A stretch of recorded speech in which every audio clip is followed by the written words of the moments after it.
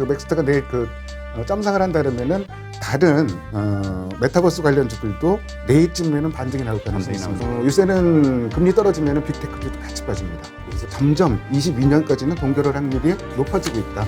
저는 그 경기 판단하는데 그 세 가지 지표 정도를 보통 보는데요. 다우 운송지수 한번 보고요. 그다음에 부채금리 보고 그다음에 아까 얘기한 불입 가격이 세 가지 정도를 보는데.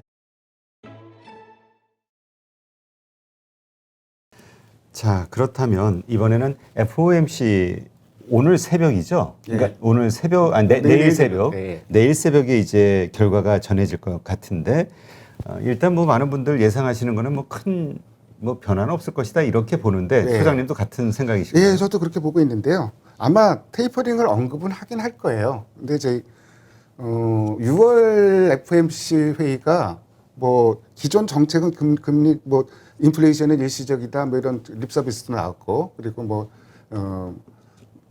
여러 가지로 완화적 정책을 계속 가져가겠다 이런 얘기가 나왔는데 그럼에도 불구하고 점도표라는 게 나왔는데 점도표를 딱 보니까 빠르면은 2020년 말 22년 말에 금리를 인상하고 2023년까지는 적어도 두 차례는 금리를 인상하고 이게 이제 그 다수의 의견이었거든요. 또 거기 갖고서 이제 또 그 연준 의장은 뭐 점도표는 점도표일 뿐이지 개인적인 견해들이다 이렇게 얘기를 했었는데 그리고 이 경제 가이던스를 좀 변경을 했는데 GDP 성장률도 3월에 보통 이런 가이던스 이런 거는 36, 90이면 나옵니다. 그리고 성명서 점도표도 36, 90이면 나오고요. 3월보다 GDP 성장률도 전망치로 확 올렸고 그다음에 근원 PC 금리 인상 여부를 결정지을 수 있는 근원 PC는 상당히 큰 폭으로 올렸어요. 네. 그러니까 올해 전망치를. 그리고 또 한 가지 회의 지나면은 좀 일정 기간이 지나면은 회의 의사록이라는 걸 공개하거든요. 그렇죠. 거기 봤더니 그 내용이 참 어려워요. 그러니까 유가 관련해서도 감산 규모를 축소한다. 그러면 그냥 증산한다 그러면 될 것 같은데 감산 규모를 축소한다 그러면 뭔가 이해가 어렵잖아요. 줄이는 걸 줄이겠다. 그러니까요. 이러니까 어렵네. 그래 늘린다고 얘기하면 되는데 그리고 이 의사록에서도 굉장히 재미있는 표현이 나요. 뭐냐면은 테이퍼링 논의를 언제 시작할지에 대한 논의가 시작되었다. 이거 어렵죠. 네. 근데 그 스탠스로 봐서 만약에 2022년 말 금리 인상이 있다고 가정을 하면은 적어도 이번에 올해가 가기 전에는 나와야 되는데 근데 이번에 별거 없을 거라고 보는 시각이 두 가지예요. 우선 첫 번째는 보통 아까 성명서 나오고 이런 게 36, 90이라 그랬잖아요. 뭐 기자회견은 그전에는 이제 36, 90이면 기자회견을 했는데 요새는 기자회견은 매번 하거든요. FOMC에는 이제 6주 간격으로 열리는데 근데 보통 중요한 정책이 나올 때는 36, 90에 발표를 할 때 7월 달 회의에 뜬금없이 테이퍼링 뭐 어떻게 뭐 이런 얘기들을 안 하는 게 일반적이에요. 그렇죠. 그게 이제 첫 번째 근거고 두 번째는 이번에 안 하더라도 8월 달에 또 큰 행사가 있습니다. 잭슨홀 미팅이라는 게 있는데요. 그렇죠. 그래서 8월 아니면 9월 달에 테이퍼링 얘기를 꺼내도 꺼냈지 뭐 이런 전망들을 할 수가 있을 것 같고 그리고 점도표 말고 제가 이제 가끔 심심한 한 번씩 들어가서 보는 그 지표가 있는데요. CME 그룹에서요. 패드워치라는 데가 있어요. 그 사이트에 들어가 보면은 금리 확률을 매일매일 제시를 해줘요. 매일매일 바뀌는데 그래서 오늘자로 지금 확인된 게 이게 이제 2022년 말까지 기준금리를 확률을 살펴봤는데 동결할 확률이 46%거든요. 네. 근데 이게 한 달 전에는 20%였어요. 그러니까 요새 뭐 델타 변이 바이러스니 뭐 이런 거 때문에 22년까지 원래 점도표에서는 22년 말에도 금리를 인상할 수 있다고 했었는데 점점 22년까지는 동결할 확률이 높아지고 있다. 이 두 가지를 보면은 그렇게까지 뭐 시장이 그렇게 영향을 받을 것 같지는 않아요. 그래서 그래서 큰 변수는 아니라고 보여지고요. 네. 다만 이제 아까 얘기했듯이 실적인데 한번 땡겼었다는 게 좀 부담이 되고 오늘 밤에 이제 페이스북 실적이 나오고요. 네. 내일 이제 페이스북도 어마어마하게 작년에 비해서는 이익이 많이 늘어납니다. 그리고 내일은 아마존 실적이 나오는데 아마존은 작년보다는 그렇게 많이 늘어나진 않아요. 한 15% 정도. 근데 무조건 예상치보다는 잘 나와야 되는데 그것도 어마어마하게 잘 나와야 되는 상황이 됐어요. 근데 그 부분이 좀 변수인 것 같고 그것도 일관성 요인일 것 같고 그래서 이것 때문에 뭐 뉴욕 증시가 흔들리고 그럴 것 같지는 않습니다. 네. 지금 일단 그 변수로는 델타 변이 바이러스에 대한 그 확산 속도, 미국도 장난이 아니잖아요. 예. 이것 때문에 이제 연준에서 혹시나라고 기대하는 예. 뭐 이런 분들도 있는 건데 아직은 이거에 대해서도 언급할 만한 그런 상황은 아니다. 그런 건 아닌 것 같고요. 그리고 뭐 지금 미국의 지표들 보면은 그렇게 뭐 딱 불안한 게 한 가지 있어요. 그 지금 다우 운송 지수가 좀 많이 빠지고 그리고 최근에 미국 증시 흐름 보면은 국채 10년물 금리가 올라가는 게 시장에 그 긍정적인 영향을 미칩니다. 어젯밤에도 금리가 큰 폭으로 떨어졌는데 뭐 거기에 비하면은 다우 지수는 그렇게 많이 떨어지지 않았어요. 원래 금리 그 떨어지면은 빅테크주가 올라가는 게 일반적으로 이론적으로 보면 그런데 요새는 금리 떨어지면은 빅테크주도 같이 빠집니다. 그래서 국채 금리가 올라가는지 이런 부분 정도가 관건일 것 같고 나머지는 그렇게 뭐 시장에 뭐 큰 영향을 미칠 변수 같지는 않습니다. 네. 그러니까 이게 소비자 물가 지수 인플레이션이 급등하게 되면 금리도 이게 올라가야 정상적인 건데 네. 반대로 금리는 떨어지니까 그러니까요. 이게 경기 침체가 오는 걸까 이런 걱정하는 예. 분들도 있고요. 그래서 저는 그 경기 판단하는데 그 세 가지 지표 정도를 보통 보는데요.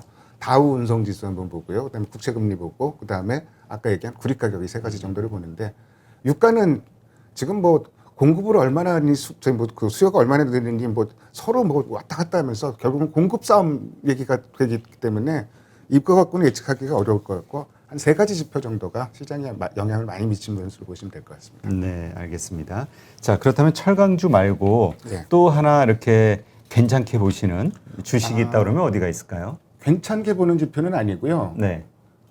요 얘기는 그냥 메타버스? 재미삼아서 한번 좀 드리고 싶어서. 근데 메타버스 이거 이미 이제 죽어가는 거 아닌가요? 결론적으로 테마가? 말씀드렸고 전 매매 안 하시는 게 맞습니다. 아. 근데 왜 저희 그 맥스트가 상장하고 나니까 맥스트는 따상의 점상인데 다른 종목들은 왜 죽을 쓰는지 그렇게 잘 나가던 자이언트 스텝이 그 올해 그 11,000원에 공모를 했는데 11만 원 찍었거든요. 와, 지금 8만 원대로 10배 떨어졌어요. 올라갔네요. 어마어마하게 올라갔죠. 근데 그 배경을 한번 좀 설명드리고 그리고 결론적으로 말씀드리면은 매매 안 하시는 게 맞아요. 지금 이게 머니 게임이 되고 있기 때문에 그렇죠.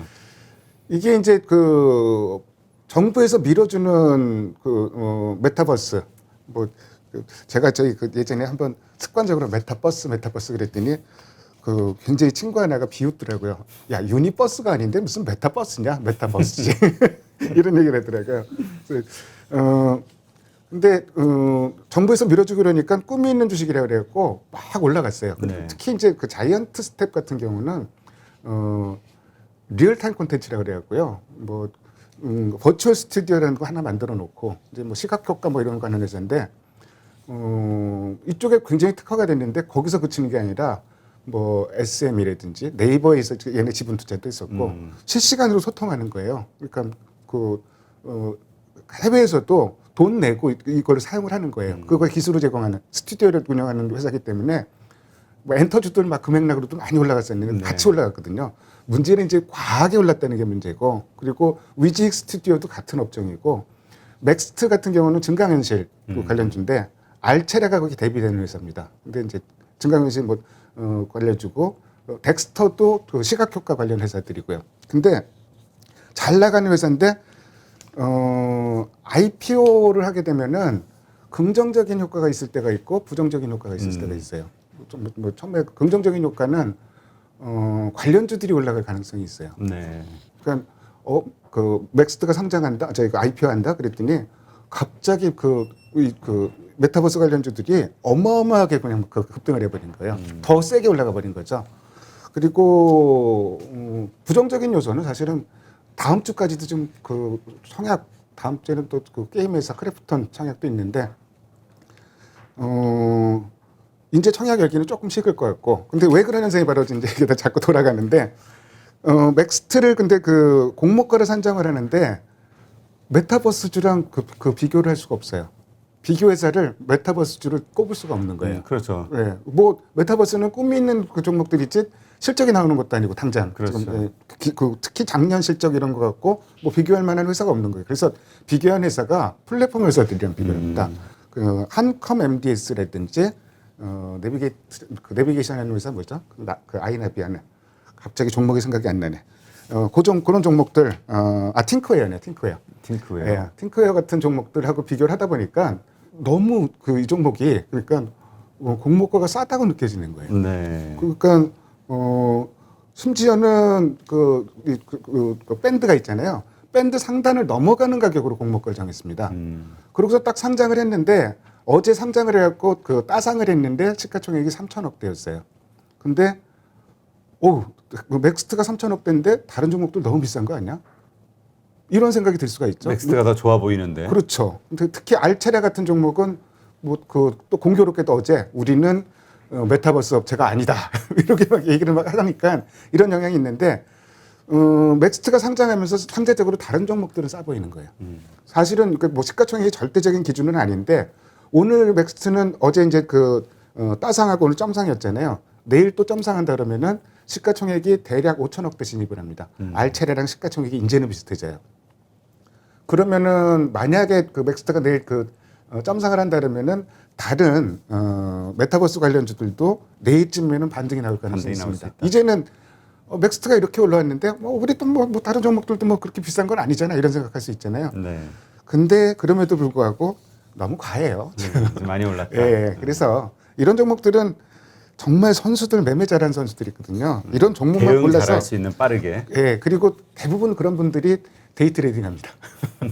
지금 그렇다면은 철강주 같은 경우는 지금 이제 그러한 뭐 증권사 외국인 기관 같이 쌍끌이 매수하고 있는 상황이고 또 펀더멘탈에서 약간 좋아지는 면이 있으니 이거는 지금이라도 사도 괜찮지만 예. 메타버스는 예. 다시 반등이 된다 하더라도 좀 그리고 피하는 게 좋다. 그렇죠. 반등이 나온다래도 좀 피하는 게 좋고. 이 선수들은 사실은 신경이 굉장히 예민해요. 그러니까 이 매매 선수들은 그래서 분봉 보고선 그것도 1분봉 보고 막 패턴 갖고서 막 보고선 진짜 초단타 매매네요. 초단타 매매하는 선수들이 그런 선수들이 매매하는 종목이지. 이 메타버스 관련주 자꾸 메타버스라고 메타버스 관련주 한번 사놓고선 장중에 내가 고점 잡았는데 한번 물려버리잖아요. 근데 이런 분들이 또 못 팔아요. 그러면은 밤에 잠 못 잡니다 불안해서. 근데 그런 주식 뭐하러 매매를 할 필요가 없죠. 그래서 좀 이거는 이미 선수의 영역에 접어들었고 저는 자이언트 스텝이 10만 원 넘어가는 순간 이거는 과열도 너무 지나친 과열이다. 이렇게 생각해서 이쪽은 이제는 안 건드리는 게 좋겠다 이런 의견을 계속 말씀을 드렸었는데 결국은 뭐 맥스트 상장이 계기가 됐네요. 그래서 다시 반등을 한다고 하더라도 이거는 그야말로 돈 놓고 돈 먹기 머니 게임이기 때문에 그렇게 매매를 하는 거는 굉장히 좀 불안정한 매매다. 좀 이렇게 생각이 듭니다. 알겠습니다. 하여튼 장이 뭐 워낙 지지부진하다 보니까 요새 횡보하고 있고 뭐 하여튼 오늘도 초반에는 좀 많이 중반까지 밀리다가 이제 막판에 외국인이 선물 들어올리니까 갑자기 좀 지수는 프로그램 매수가 들어와서 그런 거죠. 그렇죠, 맞아요. 그러니까 이게 또 내일 어떻게 될지 모르는 거고. 근데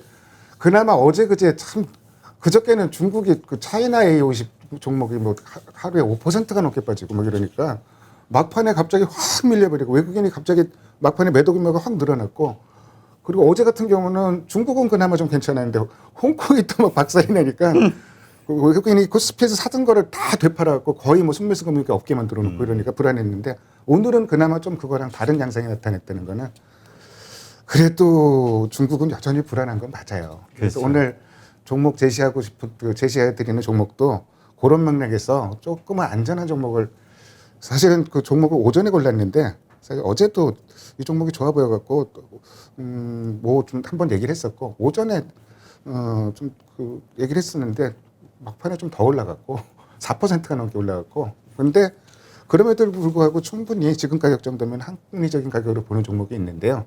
그 종목이 아까 얘기했던 현대건설 기계입니다. 그리고 제가 이제 요거는 표를 하나 이제 캡처를 해왔어요. 여기 이제 대신증권에서 이제 만든 추정 자료인데요. 네.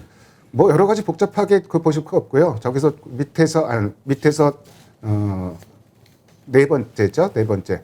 PER 한번 보시면은 2021년 기준으로 PER이 6.9배예요. 7배밖에 안 된다는 얘기예요. 오늘 올라도 뭐 7점 몇 배 뭐 이 정도밖에 안 되거든요. PER 7배면 거기다가 아까 얘기한 조건들이 다 들어맞습니다. 2분기 이익이 컨센서스를 넘어섰고 네. 그리고 3분기 컨센서스도 지금 올라가고 있고 거기다 최근에 오늘은 또 굉장히 세게 샀어요. 기관 외국인이 사고 있는 종목이고 이런 흐름 본다 그러면은 거기다가 PER은 7배밖에 안 되고 주가도 뭐 다른 종목들은 막 좀 고점 근처에서 막 왔다 갔다 하는 종목들도 많은데 그런 종목들 지금 장세 분위기 보고선 이런 종목들 들어가기엔 좀 불안하잖아요. 그렇죠. 그리고 이 회사 이제 그 포인트는 어떤 포인트가 있냐면은 2분 실적 중에서 굉장히 특징적인 부분이 중국 쪽에서 역성장을 했어요. 근데 세계에서 이 건설기계 시장이 가장 큰 데가 중국이거든요. 중국이 역성장했다 그러면은 실적이 안 나와야 되잖아요. 그렇죠. 근데 서프라이즈가 나온 거예요. 그 이유가 뭐냐면은 중국이 역성장을 했음에도 불구하고 다른 이머징 국가들, 신흥 국가들 실적이 워낙 좋게 나왔던 얘기예요. 이게 굉장히 의미가 있는 얘기인데 중국은 뭐 1분기 어느 정도 피크를 치고 조금씩 둔화될 수는 있는데 다변화돼 있다는 얘기죠. 그렇죠. 다변화돼 있다는 얘기는 이익의 기반 자체가 굉장히 탄탄하다는 얘기예요. 그래서 뭐 갑자기 환경납부 빠졌다고 실적이 훅 밀린다거나 이런 상황이 발생할 가능성은 굉장히 낮다. 그리고 두 번째 포인트는 뭐냐면은 두산 인프라코어라는 회사가 분할을 해서 각각 두 개로 쪼개져 갖고 두 개가 딴 데 붙어 갖고 변경 상장이 됐는데 두산 인프라코어가 투자 사업 부문하고 그다음에 그 사업부하고 투자 부문하고 사업부하고 투자 부문은 두산 중공업이 붙고 사업부는 현대중공업 그룹으로 좀 인수가 됐는데 현대건설기계는 현대중공업 지주 그 계열이 있고요. 현대중공업 계열사입니다. 현대건설이라고 해서 현대건설 자회사로 아시는 분들도 많은데 그렇지는 않고요. 아니요, 저도 얼핏 보고 현대건설 계열사인가 이렇게 생각했어요. 그렇지는 않고요. 현대중공업 계열사인데 현대중공업 계열사 중에서 돈 제일 많이 벌어주는 회사예요. 지금. 근데 두산 인프라코어를 인수를 했는데 두산 인프라코어도 기계 쪽에 이쪽에 약간 분야는 틀려요. 근데 어마어마한 경쟁력을 갖고 있는 거는 사실이에요. 이 회사는. 뭐 워낙 자금 사정 안 좋고 모 회사 지금 자금 사정 안 좋고 그렇죠. 그래갖고 굉장히 흔들렸던 게 많았는데 기술력 하나만은 굉장히 알아주는 회사인데 이 현대중공업 지주에서 이 회사를 인수하면서 어떤 효과가 생기냐면은 현대건설기계하고 시너지 효과가 생겨요. 어디 나라를 들어갈 때 그 수주를 들어갔더라도 하나는 이거 맞고 하나는 저거 맞고 이러면은 굉장히 좀 시너지가 생길 수 있다고 시장에서 기대를 좀 많이 하고 있습니다. 이런 맥락으로 좀 제시를 했고요. 무엇보다도 싸다는 얘기예요. PER 7배고요. 수급풀은 보면은 그렇게 최근에 팔지도 않았는데 주가는 좀 밑으로 좀 움직이다가 특히 실적 발표한 이후부터 수급이 들어오기 시작했거든요. 기관도 사고 외국인도 사고. 이 얘기는 서프라이즈가 나왔는데 그럼에도 불구하고 하반기를 더 좋게 보는 기관과 외국인이 많다는 시각으로 해석이 가능해요. 그래서 이런 맥락으로 본다 그러면은 뭐 제가 목표가나 이런 건 제시를 안 해드리는데 지금 PER 7배라면은 근데 그 업종 평균 PER은 어떻게 돼요? 10배 넘죠. 10배 넘어요. 네. 근데 이렇게 싼 데는 또 이유가 있는 거 아니에요? 왜 싼지는 잘 모르겠어요. 근데 아니 그러니까 모르는 그 리스크가 숨어 있는 거 아닌가? 그런 리스크는 제가 봐도 저도 아까 뭐 철강조 얘기하면서도 이제 리스크를 항상 생각을 하는데 물론 이제 리스크는 이런 거가 있어요. 그러니까 덜타 보니까 막 확산돼 갖고 투자가 이제 전 세계적으로 확 줄어들고 이런 거는 뭐 근데 이런 리스크는 어떤 종목들이든지 다 갖고 있는 거잖아요. 그렇죠. 그래서 그런 리스크가 그래서 이 종목은 뭐 상방으로 얼마나 뻗어갈지 모르겠지만 하방 리스크가 적은 종목이다. 그래서 그런 맥락에서 좀 뭐 아까 얘기한 조건에 맞는 종목들 뭐 2분기 실적도 좋고 3분기 컨센서스도 올라가고 기관 외국인 사고 있는데 문제는 막 단기간에 막 이렇게 올라왔어요. 그러면은 시장 분위기도 이런데 이거 샀다 불리는 거 아니야 이런 생각이 좀 들 수가 있잖아요. 그렇죠. 그래서 준비한 종목이 이렇게 조금 뭐 어찌 보면은 안전빵인 종목, 좀 사도 부담이 좀 덜한 종목 그런 종목을 하나 특별히 한번 좀 골라봤습니다. 네, 알겠습니다. 한번 요 관심 있으신 분들은 또 바로 이렇게 매수 이렇게 결정하시는 것보다 한번 전체적인 흐름을 예. 좀 보면서 스터디를 한 후에 뭔가 판단을 하시는 게 좋을 것 같네요. 그리고 종목 저도 이제 이렇게 말씀드리면 그리고 이제 종목 말씀하시는 분들이 많잖아요. 근데 이제 뭐 정말로 전문가란 분들은 증권사 리포트에 나오지 않는 종목들을 열심히 파갖고 그렇게 뭐 제시해 주시는 분들도 있고 그런 정보도 좀 좋은 정보들도 굉장히 많아요. 근데 네. 내가 공부한 데는 한계가 있는데 저는 이제 대부분 컨센서스가 있고 증권사에서 리포트 나온 종목을 중심으로 제시를 해드리고요. 그리고 요새 포탈 같은 데 뒤져보고 이러면은 특히 이제 메신저도 제가 쓰는 메신저는 뭐 증권사 리포트를 증권사에서 나온 리포트를 다 공짜로 볼 수가 있습니다. 그래서 뭐 현대건설에게 말씀을 드렸는데 직접 한번 읽어보시고 판단하시는 게 뭐 그러면은 뭐 이런 종목은 이런 종목이고 제가 얘기한 내용들이 증권사 리포트에 다 나와 있는 내용들입니다. 그렇게 해서 참고해서 보시면 좋을 것 같아요. 네, 알겠습니다. 하여튼 뭐 계속 반복해서 말씀드리는데 이게 우리가 고기 잡는 법을 알아야 되잖아요. 네. 그래서 종목에 너무 관심 가지시는 것보다 왜 이 종목을 괜찮다고 생각하시는지 그 이유를 네. 자꾸 스터디하고 그 분석하려고 하는 습관. 예, 그래서 저도 이제 그 방송으로 그 여러 종목 매수해 볼 만한 종목을 제시해 드리려고 일일이 지금 기업 실적들 다 집계를 하고 컨센서스하고 비교해 보고 3분기 전망 자료 다 찾아서 일일이 지금 제가 돈 주고 쓰는 자료를 쓸 입장이 아니래고 증권 언론 보도 나오는 거 보고서 열심히 좀 매일매일 잠깐 나면 그것도 작업을 하거든요. 네. 근데 그렇게 해서 제시를 해드리는 거는 이런 종목들이 내 조건에 맞춰졌으니까 이 중에서 관심 있는 종목이 있으면 한 번 더 내용을 보고 그 매매를 하시라 이렇게 말씀을 드리는 그렇죠. 것이고 힌트를 주는 게 중요하죠. 그 방법도 이제 2분기 실적, 그다음에 3분기 전망, 그다음에 수급 이런 거죠 종합을 했는데 근데 거꾸로 나는 원래 이런 종목들이 관심이 있어. 그러면은 그 관심 종목에 대해서 제가 얘기한 관점을 대입시켜서 2분기 실적은 어떻게 나왔는지 또 3분기 전망은 어떻게 변하고 있는지 좀 기관 외국인이 지금 최근 사고 있는지 팔고 있는지 요거를 적용시켜 보면은 이 종목은 지금 사도 된다. 아니면은 조금 더 기다리자. 뭐 이런 생각이 좀 들 수 있을 것 같습니다. 네, 알겠습니다. 네, 오늘 좋은 인사이트 함께 해주셔서 고맙습니다. 네, 감사합니다. 네.